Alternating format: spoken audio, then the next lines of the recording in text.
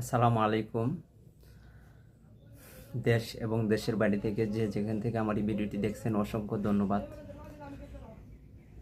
আজকে আপনাদের জন্য নতুন একটি খবর নিয়ে আসলাম।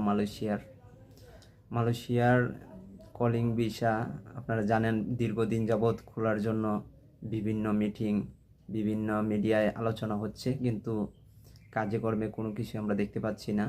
তো আশা করা যায় আগামী 10 মে বাংলাদেশে একটি মিটিং করবে মালয়েশিয়া এবং বাংলাদেশের প্রতিনিধি দল। তো এখান থেকে ভালো একটি খবর আসতে পারে। আর ইতিমধ্যে যারা বলতেছে যে মেডিকেল করাইতেছে, আসলে তারা আপনাদের কাছ থেকে পাসপোর্ট এবং টাকা নিচ্ছে, কিন্তু মূলত মেডিকেল এবং এগুলা কোনো কিছুই কাজে লাগবে না যতক্ষণ পর্যন্ত এই নির্দেশনা সরকারিভাবে না হচ্ছে। তো আপনারা সবাই সাবধান থাকুন, ভালো থাকুন এবং আপনাদের কলিং ভিসার সকল আপডেট পেতে এবং সকল দেশের ভিসার আপডেট পেতে আমার এই চ্যানেলটি অবশ্যই সাবস্ক্রাইব করে রাখবেন। সবাইকে অসংখ্য ধন্যবাদ।